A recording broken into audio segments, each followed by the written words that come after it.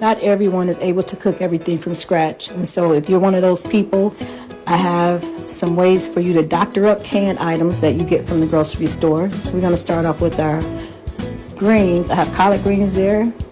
For the greens, we're going to cut up 1 onion and then some pork fat. Right there, I had sausage.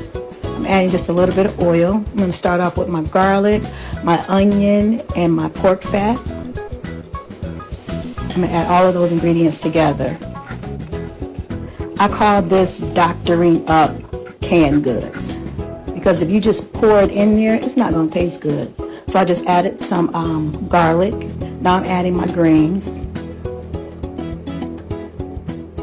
I'm real sensitive to salt, so you won't see me add any salt. I'm adding 2 teaspoons of vinegar, and then that was red pepper flakes, and just a little bit of sugar to balance out all of the flavors. Okay, so I'm just giving this a quick stir. I'll let this cook for about, I would say, 15 to 20 minutes.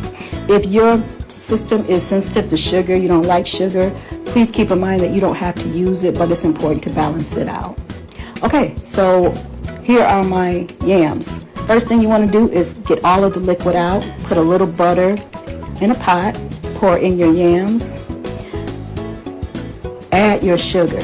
Now, why didn't I add water or liquid? Because sugar is liquid. It's going to liquefy itself.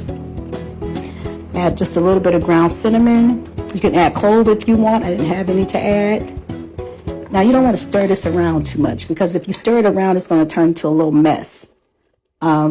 It's going to turn into like a mushy mess, because these canned potatoes are very soft. So you just let them cook on their own. Just let them cook down. Add a little bit of salt. And then they'll cook for like 10 to 15 minutes. They cook very fast. All right. So there you have it.